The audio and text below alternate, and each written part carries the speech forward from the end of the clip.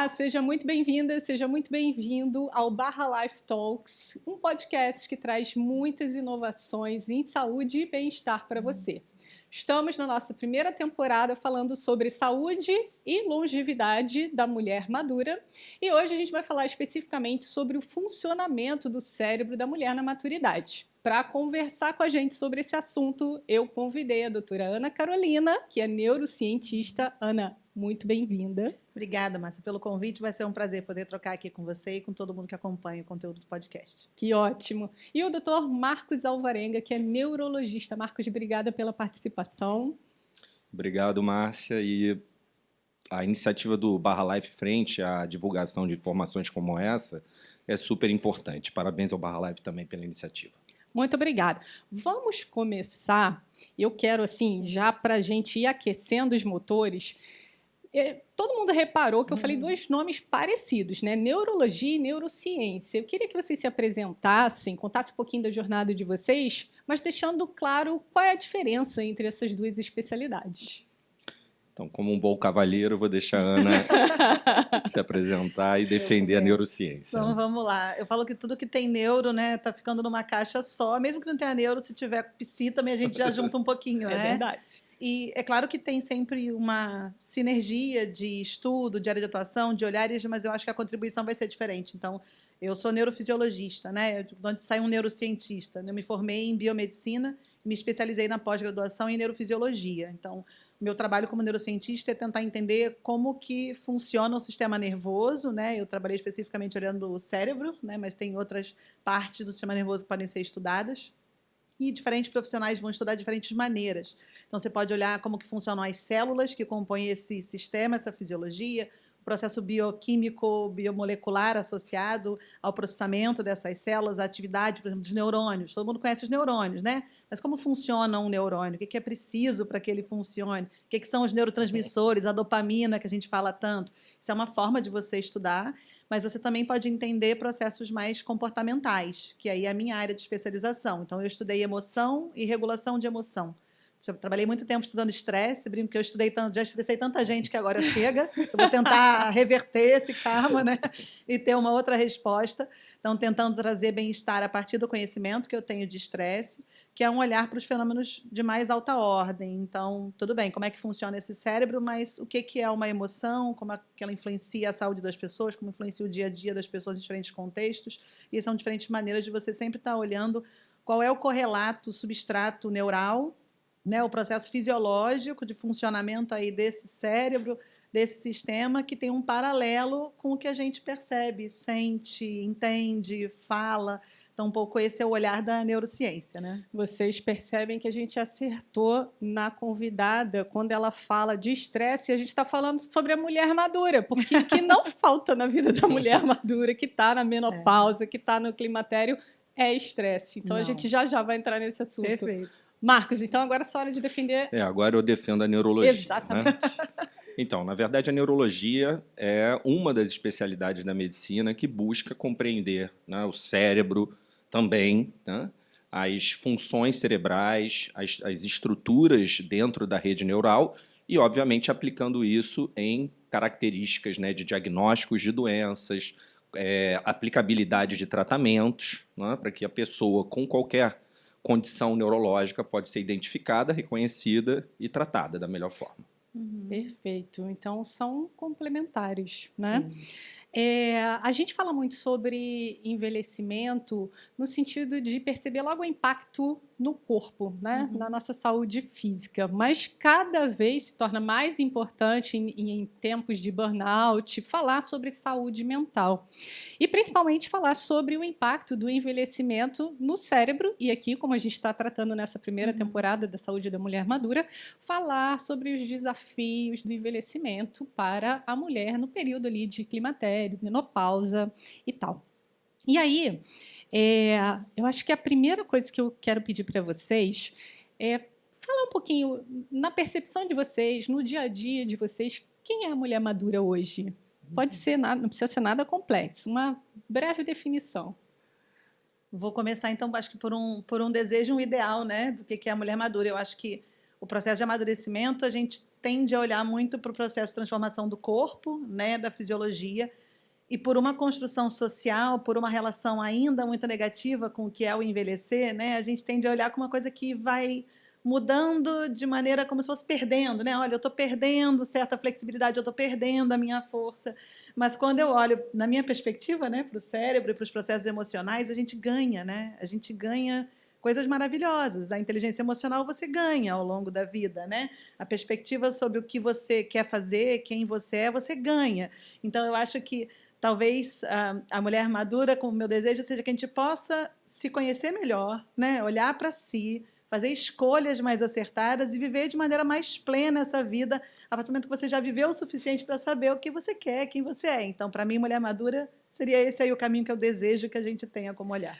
Ana, perfeito. Eu sou fundadora de uma plataforma chamada Ela Futura e o foco são as mulheres maduras. E uma das ferramentas que a gente usa de autoconhecimento é justamente quem eu fui até aqui, quem eu quero ser na segunda metade da minha vida, que pode ser que não tenha exatamente muito a ver com o que eu fui na primeira, né? E o bom da gente viver mais tempo é que dá tempo de se reinventar várias vezes. Exatamente. Então, experimentar as várias versões de nós mesmos, né? E para você, Marcos, quem é a mulher madura? Então, eu concordo com tudo que a Ana comenta, né? E eu, sem dúvida, vejo que a mulher madura é uma mulher autoconfiante, é uma mulher que se reciclou, né, de diversas fases da vida e que tem que, no momento, né, dos seus 40, 50 anos, se reinventar, se aceitar, né? E manter, obviamente, se manter produtiva, se manter, né, chefe da sua vida, né? A gente está buscando pessoas com independência. A mulher tem esse tipo de pegada, né? Então, mulher madura para mim é esse exemplo, né? Um exemplo de uma mulher que busca ser melhor, que consegue resolver tantos problemas. A gente estava conversando nos bastidores sobre a questão de cuidar de filho, trabalhar, ser responsável por uma empresa, enfim, a mulher realmente se destaca.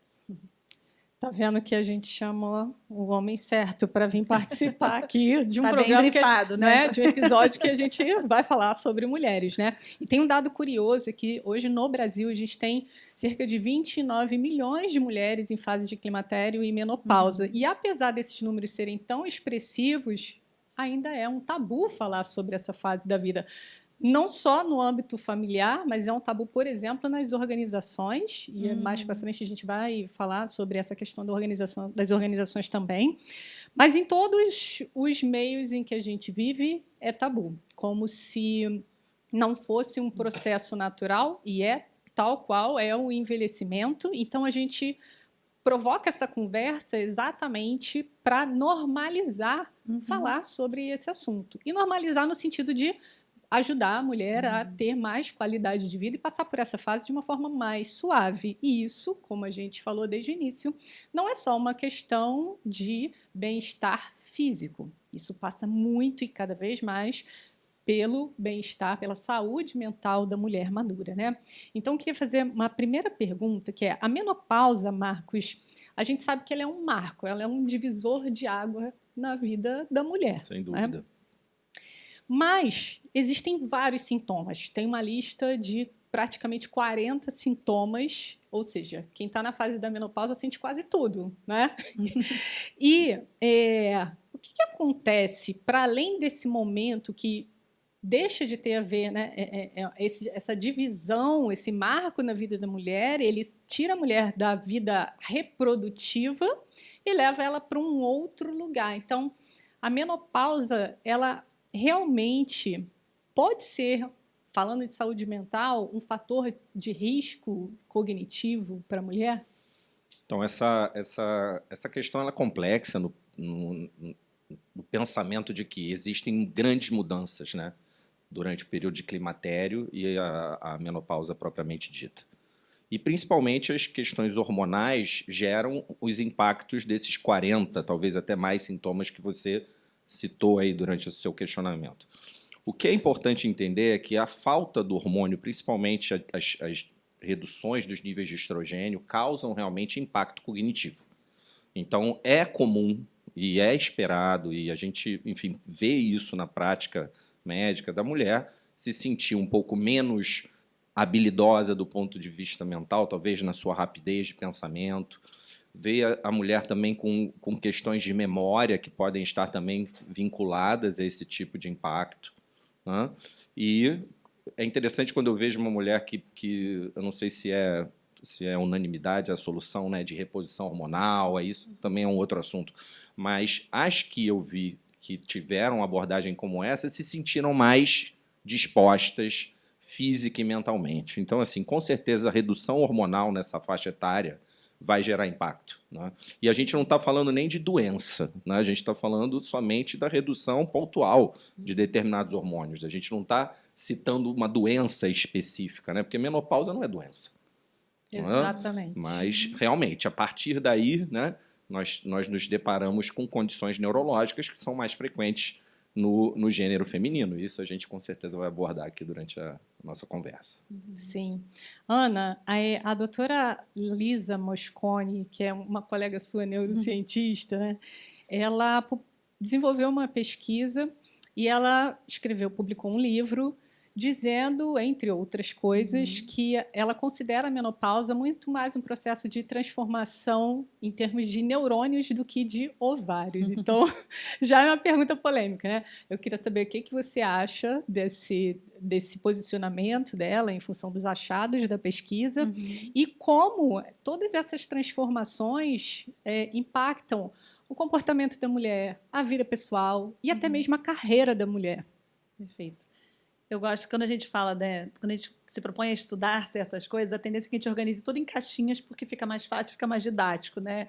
Mas quem determinou que é uma coisa ou outra fomos nós a partir das nossas observações. Então, a gente fala assim, olha, tem a ver com o ovário, tem a ver com o cérebro, né? Essa é uma divisão que a gente é que fez, não é? Então, assim, ninguém perguntou para o ovário qual que é a função dele, quem controla, nem para o cérebro. Assim. Então, a verdade é que o cérebro vai coordenar uma série de respostas. Todas as respostas hormonais são coordenadas, se iniciam em uma atividade cerebral. Né? E você vai ter toda uma cascata que vai acontecendo e que vai liberando esses hormônios que vão ser os hormônios finais que a gente está falando aqui e que vai estar alterado durante esse período. Né? Então, que a gente diga que tem a ver com uma alteração cerebral, para mim faz todo sentido. Mas é importante que a gente entenda que sistema nervoso, que aqui parte inclui o cérebro, respostas hormonais, então toda a sua resposta endócrina, e inclusive toda a resposta imunológica, que é um terceiro sistema que a gente vai acrescentar aqui, eles são muito intrincados. Então, as moléculas desses três sistemas, elas estão interconectadas. Então, o que você libera no cérebro atinge células do sistema imune, influencia os seus hormônios, os hormônios influenciam o cérebro. Então, essas coisas não são tão divididas assim quando a gente olha o funcionamento do seu corpo. E isso é um funcionamento natural. Ele tem uma harmonia, ele tem um equilíbrio. Só que isso vai mudar de acordo com a fase da vida que a gente está, né? Então, eu gosto muito que a gente precisa falar disso para a gente normalizar esse processo como mais uma fase da nossa vida. Então, na primeira infância, você tem um padrão fisiológico. Quando você cresce, tem outro. Na adolescência, tem outro. Né? Como adulto, tem outro. Quando você envelhece, você vai ter outro. E está tudo bem que seja assim. Só que a gente precisa olhar de uma forma mais natural esses novos pontos de equilíbrio. Então, sempre quando tem uma alteração de um lado, ela vai ter um reflexo no outro, por isso que parte do que a gente observa são aspectos emocionais, comportamentais, como reflexo da menopausa. Mas só que quanto menos estigma a gente trouxer para isso, quanto menos um olhar de que agora meu cérebro parou de funcionar, né? Não consigo. Bom, na gestação, para quem engravida, né? As pessoas que engravidam também. Né? Tem uma alteração importante. Quando é que volta? Fala assim, tranquilo, relaxa, daqui a pouco volta. Né? Na verdade, a gente fica sempre atingindo novos pontos de equilíbrio. Então, essa alteração fisiológica, que inclui aí toda a secreção hormonal pelos ovários, mas também o funcionamento desse cérebro, vai, com o tempo, ganhar um novo ponto de equilíbrio e a gente vai aprender a lidar com essas habilidades ou alcançar uma nova forma de lidar com esses recursos. A gente estava falando lá fora também no bastidor de plasticidade, né? Neuroplasticidade é algo conhecido hoje. Então, esse cérebro ele vai se adaptar à disponibilidade de recursos que ele tem e você vai continuar funcionando, né? Atuando bem, principalmente hoje contando com esses apoios que a gente tem da própria medicina. Mas aí é uma coisa assim, eu acho que as mulheres que estão ouvindo a gente, que estão na menopausa, elas devem estar falando assim, equilíbrio não, desequilíbrio, porque na menopausa a coisa Tudo bagunça sai do toda, lugar. né? É a transição. A gente vai ter que atravessar a transição, né? Como um adolescente atravessa uma E toda a transição. transição Ela é custosa. complicada. Só para pontuar, quando você me perguntou, eu quis levantar os pontos neurológicos em relação à menopausa, mas sem dúvida alguma, a questão do comportamento. A mulher em menopausa entra num processo também que vai ativar mecanismos para ela ficar mais ansiosa, vai ativar mecanismos também que podem deixá-la depressiva, né? Então, isso tudo funciona de uma maneira, né, simultânea. Então, é complexo o momento, né? Então vamos traçar um retrato assim da vida da mulher que está ali entre o climatério e menopausa. A gente ri, mas ri de desespero. Daqui a pouco eles vão ajudar a gente a melhorar a situação aqui. Mas a mulher está ali. No contexto dela, ela tem muitas vezes múltiplas jornadas. Se for a geração sanduíche, pela faixa etária, ela está ao mesmo tempo cuidando dos filhos e possivelmente cuidando dos pais idosos que podem ter alguma doença crônica que requer cuidados especiais. A mulher no mercado de trabalho, em função das desigualdades de gênero, acaba sendo a eleita da família para pedir demissão, cuidar dos pais em casa, né, se tornar cuidadora informal, cuidadora familiar, e quando não, ela acumula e continua trabalhando, continua dando conta de tudo e fazendo a gestão da casa, aí chega a menopausa. Aí o castelo já se desconstrói mesmo, assim. E como é que isso impacta, Ana, você que é especialista em lidar com questões no contexto organizacional? Eu vou começar do que é a cena que você descreve, né?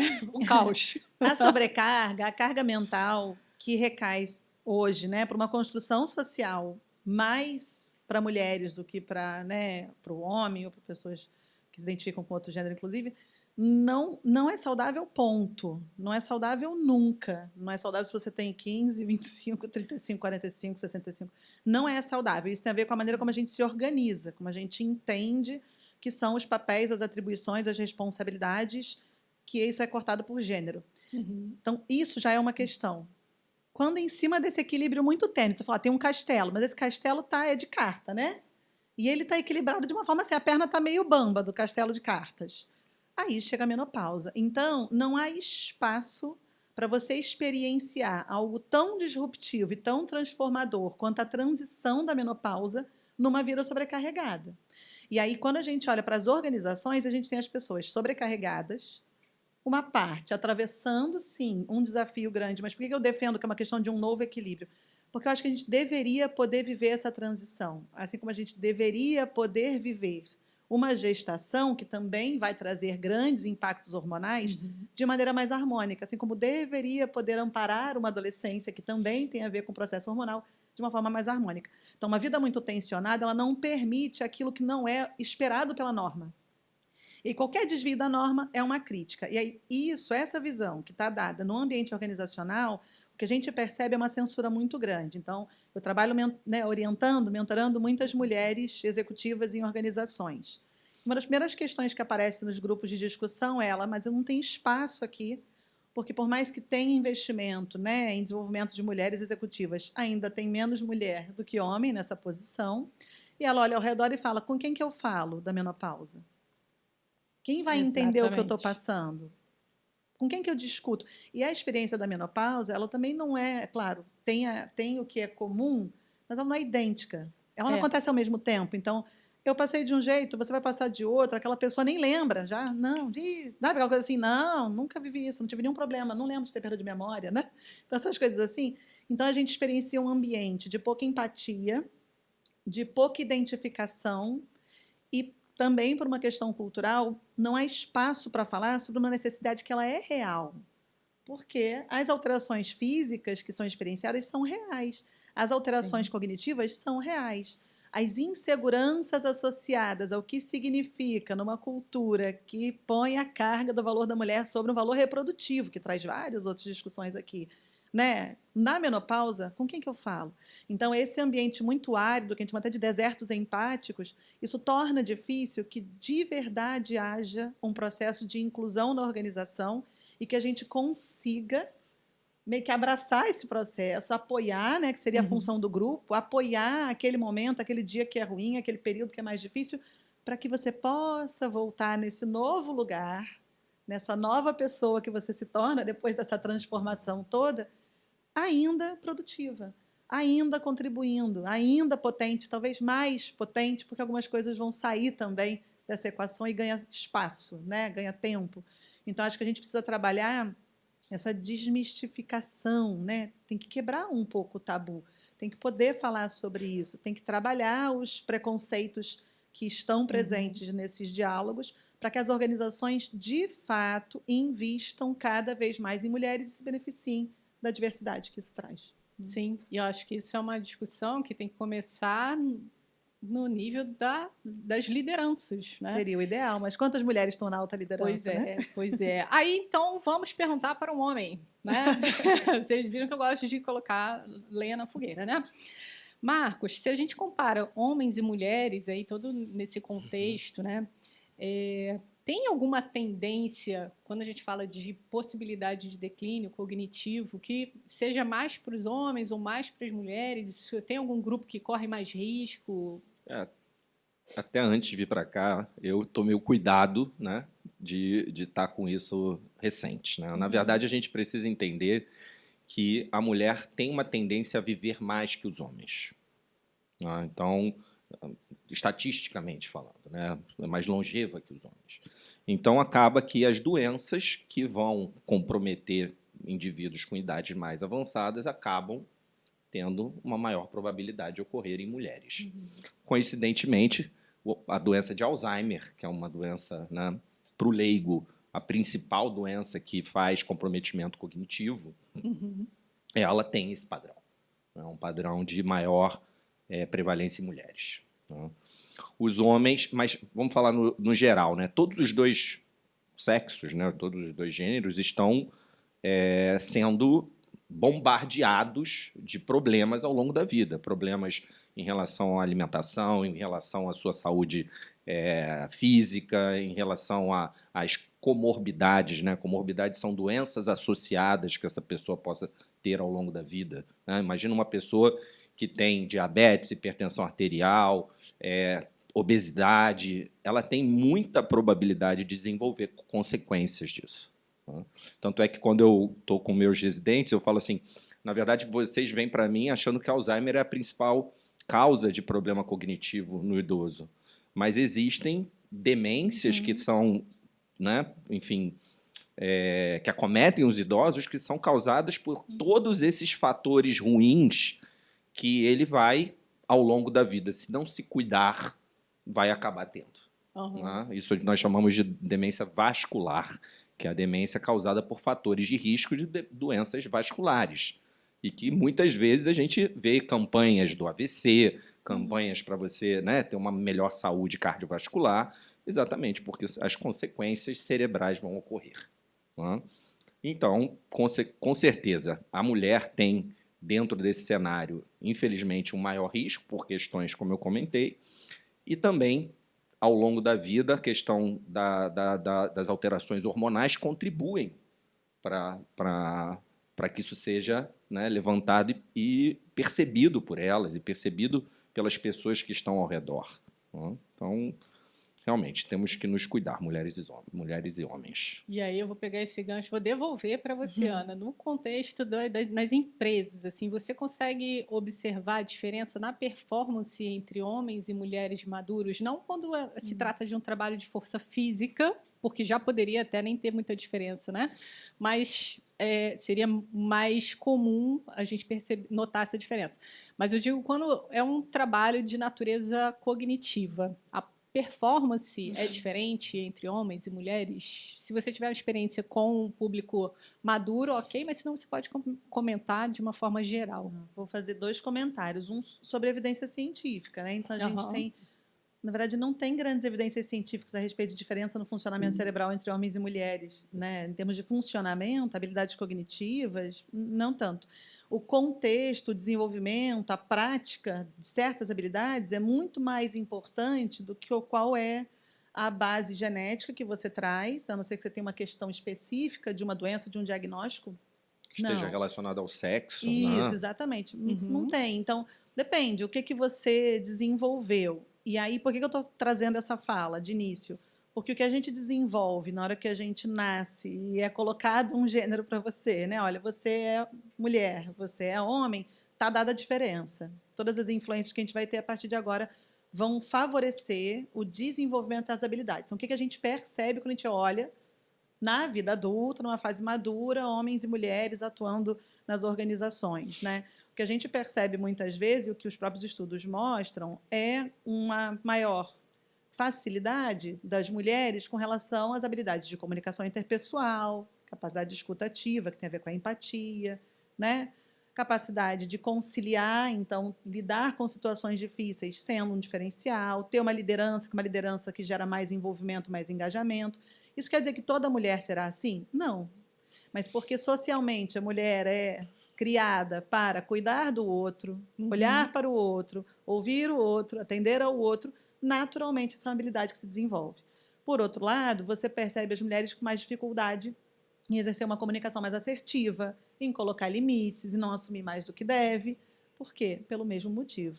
Quando você vai observar esse comportamento dos homens, você vê com mais frequência atitudes que são mais agressivas nesse ambiente de trabalho, muitas vezes, que é a gente colocar, né, com uma assertividade ou um pulso firme, que inclusive também vai ter um paralelo cultural com o que se espera de uma liderança. E aí essas atuações são muito mais construções sociais do que fisiológicas. Uhum. Então, acho que é importante a gente falar sobre isso, porque nada impede que você desenvolva o contrário. Né? Então, inclusive, você tem escolas em outros países que vão fazer o contrário. Vão fazer o seguinte: meninos, vamos dar as mãos, vamos falar sobre sentimentos, vamos ficar aqui tranquilos. Meninas, vamos pular da mesa, vamos gritar, porque tem a ver com essa expressão. E durante essa expressão, onde eu vou treinando esse cérebro e vai atuando essa plasticidade, que circuito no meu cérebro se fortalece. Se eu aprendo e fortaleço circuitos de que nesse contexto eu falar dessa maneira me traz certos ganhos, eu me torno assim, eu sou assim. Então, acho que é muito importante a gente poder fugir dos estereótipos que ainda estão presentes, entendendo que não há nada exatamente que limite esse cérebro, mesmo que a gente passe pela menopausa. Eu realmente defendo assim, é um período, tem as questões cognitivas, mas vai voltar, vai dar tudo certo. Muito bom. É uma esperança, tá vendo? Tem então, que. mulheres que A estão vida na não fase acaba da depois da- menopausa, não, não. exata, perfeito, A vida Ana. não acaba na A vida não menopausa. acaba. Existe Tem vida após a menopausa. muita vida. Exato. E durante, né? Muita vida. Tem muita coisa para fazer, né? Então a gente tem que ser potente, né? Em todas as fases. Sim. Agora também é importante que essa fase ela seja gerenciada. A gente estava conversando nos bastidores antes, né? Gerenciada de forma estratégica, de forma inteligente e se utilizando dos recursos que a gente tem disponíveis hoje na psicologia, na medicina, principalmente, né? Porque aí sim a mulher vai ter um suporte para atravessar essa fase aí de uma forma mais suave. Não precisa doer tanto, né? Não precisa acabar com a saúde mental da mulher, fazer a mulher acabar. Não precisa. Muitas vezes eu vejo que as mulheres chegam a pedir demissão do trabalho, do emprego, porque elas não conseguem gerenciar e elas começam a se sentir ou impostoras ou desconfortáveis ou não atendendo ao que é esperado em termos de performance, né? Isso. Então, ela acaba se demitindo. E, na verdade, é o que você falou, ela não deixou de ser. Ela está atravessando uma fase que está desequilibrando algumas coisas, ela precisa aprender a lidar com isso. Se ela receber o suporte adequado, ela com certeza vai passar por essa fase com mais facilidade. Não tem que pedir demissão. E por que não a gente pensar que as empresas poderiam ter programas que geram certas Perfeito. adaptações para esses períodos de transição, né? Então, assim, por que não considerar talvez uma adaptação ou do que você faz ou da carga que você faz, que também deveria acontecer em outros momentos da vida das pessoas, né? Então, assim, eu acho que é isso. Quando a gente tem um espaço que é um pouco mais humanizado em termos de organização, a gente entende necessidades como algo a ser atendido, não algo que define o indivíduo. Porque o que a gente vê nessa visão muito crítica é, não, eu preciso ser assim. Quando eu não me vejo mais assim, eu não sirvo, eu não pertenço. Né? Eu não consigo viver mais nesse ambiente, eu prefiro ou eu preciso me retirar. Isso é muito danoso, porque a gente está falando de uma relação com a menopausa por um monte de mulher que é uma relação de exclusão. Sim. Não dá para ser pior, né? E se você pensar nessa questão do momento, né, que a menopausa ocorre, é o momento que ambos os sexos estão na maior fase de produtividade, né? Que é a virada dos 30 para os 40 anos. Né? Nós estamos plenos na nossa atividade profissional. Né? Então, realmente, para a mulher deve ser, para as mulheres que estão passando por isso, que têm os fenômenos da menopausa muito intensos, né? Nem todos são, mas acho que tem, com certeza, devem ter um impacto aí na sua qualidade de vida, na sua relação com o trabalho, nas suas relações interpessoais. Né? Sim. E uma coisa importante é que quando a menopausa se divide em fases, né? Então a gente fala assim, eu tenho 40 anos, não estou preocupada com isso ainda não. Na verdade, muito provavelmente você já está vivendo uma das fases da menopausa, né? Você já está ali na perimenopausa, no climatério, até você chegar na menopausa e ir para o pós-menopausa. E cada uma dessas fases vai trazer impacto para a vida da mulher. Então, se você tem 40 anos, começa a ver o que dá para fazer para prevenir efeitos que sejam mais agressivos, né? Não espera chegar nos 50, 55, não, porque tem coisas que a gente pode evitar, que a gente pode prevenir. É que a gente aqui tem muito o hábito de remediar em vez de prevenir. Perfeito. Mas prevenir tem aquele ditado, né? Prevenir é melhor do que remediar, e de fato é. E Marcos também é especialista em esclerose múltipla, né? E aí eu tenho uma pergunta aqui. Para eu te fazer essa pergunta, eu li algumas poucas coisas, então não espere muito de mim sobre esse assunto. Eu estou esperando de você, que não é uma doença típica do envelhecimento, né? Diferentemente do Alzheimer, por exemplo, que a gente associa ao envelhecimento, Sim. ao processo de envelhecimento, a esclerose múltipla não. Porém, a gente tem artistas, mulheres brasileiras de Hollywood, que tiveram um diagnóstico depois dos 40. E aí eu queria entender com você, assim, tá associado ao envelhecimento, não tá? E se não tá, por que esse diagnóstico depois dos 40?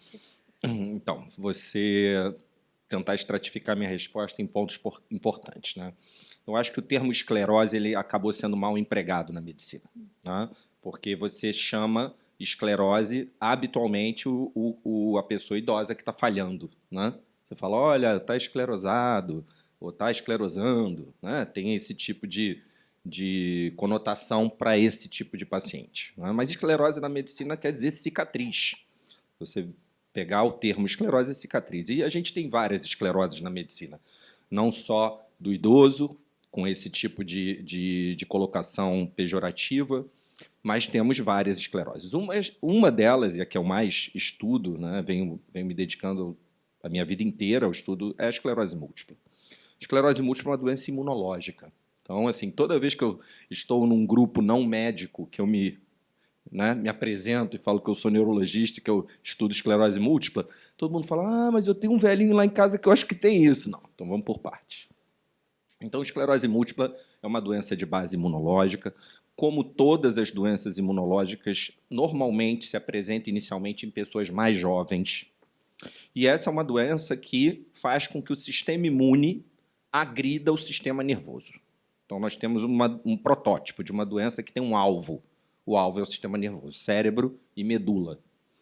Nós dividimos o sistema nervoso em dois compartimentos. Compartimento central, compartimento periférico. Esclerose múltipla é estritamente focada no sistema nervoso central, que ali está o cérebro e a medula. Então, ao longo da vida, esse paciente vai ter várias agressões imunológicas a essas estruturas e vai desenvolver diversos sintomas. Aí você coloca, não, mas é uma doença de jovens, mas tem várias pessoas que a gente vê de vez em quando, né, aparecendo na mídia que não são tão jovens, né? Então, nas doenças, nós temos as curvas, né? E essas curvas nós identificamos a faixa etária mais comum, mas também existem indivíduos que vão ser mais jovens ou além da faixa etária específica. Tanto é que quando um paciente vem com suspeita de esclerose múltipla acima de 40 anos, é aquela que a gente chama de red flag, é uma bandeira vermelha, porque você precisa ter muita, né, você precisa estar muito correto frente a esse diagnóstico, porque não é aquele público que habitualmente desenvolve essa doença, né? Então, sempre quando nós temos os extremos, nós temos que ter mais cuidado no diagnóstico, mas existem. O que implica num diagnóstico mais tardio de esclerose múltipla, habitualmente, é a gravidade da doença. Para vocês terem uma ideia básica assim, de evolução, a esclerose múltipla pode acontecer em ataques, que nós chamamos de surtos. O paciente, de repente, tem uma inflamação no nervo do olho. A gente chama isso de neurite óptica. Ele para de enxergar. Isso é um surto. Não é um surto psiquiátrico. Ele não vai, né, entrar em questões de fazer loucuras ou fazer coisas confusas ou não apropriadas, mas são de sintomas neurológicos. Então, neurite óptica é um sintoma comum. Já um paciente com mais tardiamente a doença, ele tem habitualmente a possibilidade de ter uma forma mais complexa da doença, que se chama forma progressiva. E aí é muito complexo, porque é uma doença lenta e insidiosa e inexorável, ou seja, ela nunca vai parar de progredir. Então, o paciente começa com uma fraqueza na perna, no ano seguinte ele está mancando, 2 anos depois ele está precisando de uma muleta, no final de 10 anos, vamos botar 5 a 10 anos, ele está numa cadeira de roda. Uma forma progressiva, então ela vai lentinha correndo, diferente de um surto, que é de um dia para a noite. Então, existem essas diferenças dentro da mesma doença e, infelizmente, mais uma doença que é mais comum em mulheres, esclerose múltipla. As teorias também defendem a questão hormonal. Né? Existe muita coisa ligada com questões hormonais, questões genéticas, questões do ambiente. Como toda doença imune também é uma doença idiopática. Né? As doenças imunes não têm uma causa específica que a medicina conseguiu definir, mas tem fatores que você vê que participam dos pacientes e que você, né, considera como fatores de risco para a doença. Então, ser mulher, ser jovem, ser branca, ter um passado de alguém na família com uma doença imunológica, fumar hoje é um fator de risco, tabagismo é um fator de risco para novos diagnósticos. E agora está se vendo obesidade também, porque a obesidade faz com que você tenha uma questão de inflamatória sistêmica e que isso está sendo agora atrelado a estudos de epidemiologia como um fator de risco para desenvolvimento da doença. Então, existem várias coisas que estão em andamento e, graças a Deus, a medicina, a cada ano que passa, traz novidades. Você está falando, eu estou pensando aqui o seguinte. A gente falou que a menopausa tem quase ali uma lista de 40 sintomas, mas que são diferentes de mulher para mulher, né? E aí você me traz a esclerose múltipla, que também pode se manifestar de formas diferentes de uma pessoa para outra e também até mesmo em função da idade dessa pessoa e o estágio da doença. Então, a pergunta que eu quero te fazer é o seguinte. Imagina que uma mulher que tem esclerose múltipla, mas ainda não sabe, ninguém sabe disso, não tem como sintoma inicial os problemas motores. E ela tem sintomas que são da esclerose múltipla, mas que também são sintomas de menopausa. Tem risco disso aí embaralhar. Ter problema, Entender, porque você falou da importância do diagnóstico correto. Isso. E aí eu estou aqui, bom, se os sintomas são parecidos e o que poderia diferenciar para uma pessoa leiga como eu, né, que seriam problemas motores, que evidenciariam mais, né? Chamariam mais atenção. Isso, para a esclerose múltipla, mas se ela está no estágio que ainda não manifestou e ela tem outros sintomas que são iguais aos da menopausa, como é que é esse diagnóstico e qual o risco disso? Então, sem dúvida alguma, o diagnóstico por si é desafiador, porque, como qualquer doença rara, você sempre tem que deixar na frente diagnósticos mais comuns como a prioridade da pesquisa.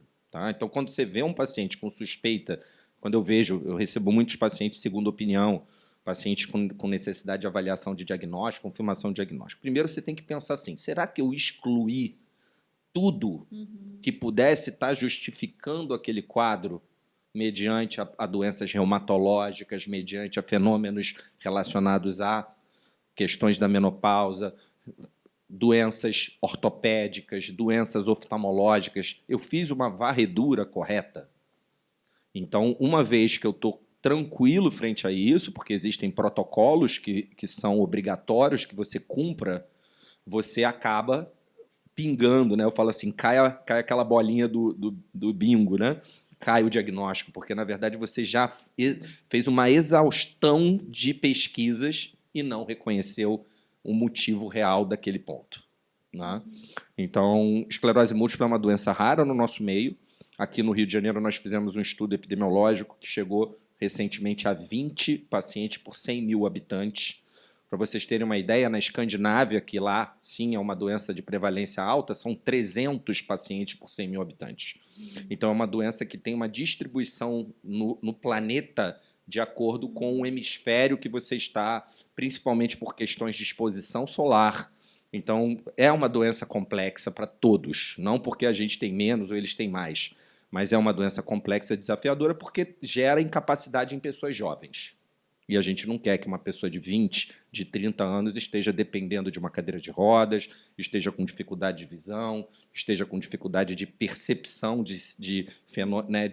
da sensibilidade do corpo. Existem muitas coisas que a gente vê por causa da grandiosidade que é o sistema nervoso. Imagina que qualquer função neurológica pode ser comprometida. Sim. E isso é uma... que ele chama o paciente e fala assim, pô, eu acabei ganhando na loteria ao contrário, né? Porque, na verdade, é uma doença que não tem previsibilidade de acontecer e a medicina chegou a um ponto de você conseguir medicações de 90% de proteção contra a atividade da doença, mas, mesmo assim, o paciente fica muito mentalmente, emocionalmente comprometido, porque ele está sempre achando que a doença vai, em algum momento, se apresentar. Né? E aí existe toda uma rotina para acompanhar esse paciente, deixar ele tranquilo que os exames estão estáveis, mostrar que realmente ele está controlado com o que foi, né, escolhido para ele tomar. Eu costumo dizer que a gente vai ter mais chance de envelhecer bem conforme a gente for desenvolvendo a capacidade de fazer autogestão da nossa saúde. Né? Então, se você procurou um profissional, ele te trouxe um diagnóstico, sugeriu um tratamento, não está funcionando, busca uma alternativa. Sim. Porque, às vezes, principalmente em doenças que evoluem muito rápido, o tempo é crítico. Né? Bom, falamos muito sobre cognição, perda de cognição. Ana, quando a gente fala de cérebro saudável nas organizações, a gente sabe da potência do cérebro maduro, mas nas organizações ainda sobressai aquela coisa de que a pessoa mais velha tem dificuldade de aprender, não aprende tecnologia, principalmente. Isso é mito ou é verdade? Ainda é verdade, né? Eu acho que ainda é verdade porque ainda é verdade para a gente, né? Como sociedade. A gente... existe a realidade e existe o que a gente enxerga da realidade, né? Ninguém está livre de enxergar através de um par de lentes, que são as lentes que você desenvolveu ao longo da sua vida. Se na sua trajetória você entende, né, que a senescência, o processo de envelhecimento, pessoas mais velhas são limitadas, cheias de hábitos, né, cabeça dura, é assim que você vai enxergar. E eu acho que um grande desafio das organizações está sendo o que a gente coloca nesse do conflito de gerações, né? Então, a gente tende a ter pessoas mais velhas se mantendo atuantes, a gente tem pessoas voltando para o mercado. Sim. Então, isso está sendo bastante interessante, assim. E aí, essa volta tem várias relações, volta porque precisa ainda, né, ter dinheiro para ajudar a sustentar a família. Muitas vezes você ainda está sustentando, né, filhos ou netos ou apoiando de alguma maneira, porque o custo de vida segue aumentando, então eu preciso para ter mais qualidade de vida e eu ainda tenho potência, ainda consigo pensar, ainda consigo ajudar, consigo contribuir, então eu volto. Volta porque precisa de alguém com uma certa especialidade. Há uma discussão agora muito atuante com relação a esse desenvolvimento tecnológico. Quando você começar, né, estava hoje no evento ouvindo falar disso. Olha, quanto mais inteligência artificial tiver, mais importante vai ser ter pessoas maduras e experientes trabalhando nas empresas. Por quê? Porque a relação com essa inteligência artificial vai demandar uma alta maturidade, uma capacidade de entendimento complexo. E a experiência, ela traz uma capacidade diferente de você olhar sobre a realidade e as informações. Então, só que nas empresas a gente ainda tem essas pessoas, muitas vezes num cargo de liderança ou num cargo mais estável. Olha, eu sou técnico, faço isso há 40 anos, estou esperando me aposentar, né? Você tem a geração X e os millennials ocupando a grande maioria da força de trabalho das empresas, e você tem as gerações mais jovens chegando E aí aqui é outro rolê, né? Totalmente. Outra discussão. Pensa assim, poxa, mas é mais fácil criar um vídeo no celular do que mexer no Excel? Porque essa foi a realidade a qual foi exposta. Então, hoje em dia, um grande desafio está sendo como é que a gente acomoda linguagens, expectativas na relação com o trabalho, o que me motiva na relação com o trabalho. E no meio disso a gente tem as pessoas maduras que estão ali presentes. O meu olhar é que, junto disso, toda a discussão sobre inclusão, diversidade, representatividade, segurança psicológica, empatia, como é que a gente aprende a lidar com o que é diferente. É isso que vai trazer a solução, porque vai ser necessário uma troca. Se as pessoas mais maduras têm mais inteligência emocional, tem um processo também de tomada de decisão que pode ser mais lento, é mais devagar, demora. E tem alguns estudos que discutem, demora porque você vasculha muito mais informação, porque na sua cabeça, você viveu 40, 60, 70 anos, tem um repertório muito maior na tomada de decisão. Então, parece que isso lentifica, mas você tem uma assertividade, você tem uma calma na tomada de decisão, você tem menos impulsividade, o que é muito importante para dar contorno à nossa realidade social. Então, acho que o coro é a favor disso, trabalhar bem esse ambiente para que a gente possa ter o que cada um tem de bom. Talvez a tecnologia seja algo a ser desenvolvido ou não. Quem se dá bem com a tecnologia, toca a tecnologia. E você orienta os mais jovens, e você ajuda numa situação de crise, e você ajuda o desenvolvimento humano, e você é uma figura de inspiração e de liderança porque você está ali há 30 anos. Né? Sim, então, acho que é esse olhar mais amplo para qual é a contribuição de cada um desses grupos que a gente precisa seguir trabalhando, e aí eu acredito que a confusão que a gente está vendo hoje nas empresas vai melhorar. Temos muito que conversar sobre isso, mas o nosso tempo está acabando, porque se deixasse eu ficava aqui conversando com vocês. Tem um monte de perguntas que eu queria fazer, mas como a gente precisa encerrar, eu vou pedir, Marcos, para você sugerir o que as mulheres podem fazer para melhorar a capacidade cognitiva, ou minimamente manter ao longo da vida, e principalmente na fase da maturidade. Então, vou dar uma experiência que é muito comum. Para mim, como eu vivencio 90% do meu tempo como paciente de esclerose múltipla, eu vejo que muitas vezes essas mulheres acabam sendo afastadas das suas atividades profissionais por causa da doença. E acabam ficando em casa, cuidando de filho e tudo. E, de repente, começam a se queixar de questões cognitivas ao longo do caminho. Né? E aí a minha dica é o seguinte, mesmo você parada, você tem que exercitar o cérebro. É que nem eu mando o meu paciente fazer atividade física. Eu mando também fazer atividade cognitiva. Tem que ler, tem que estudar, tem que correr atrás de fazer coisas que lhe dão prazer do ponto de vista intelectual. Né? Não é só ler ali o Instagram, ver as fotos do Instagram. É buscar um assunto de interesse, se desenvolver nele, né? Focar nas coisas que realmente vão fazer a sua mente trabalhar. Né? O cérebro, entre aspas, é um músculo que deve ser trabalhado. Né? Então, eu sempre falo para minhas pacientes, que a maioria é mulher, né? Eu falo, vocês têm que procurar alguma coisa para fazer. Não é porque você... E às vezes a aposentadoria e o afastamento não foi nem por uma questão importante, mas que para aquele trabalho não era possível. Né?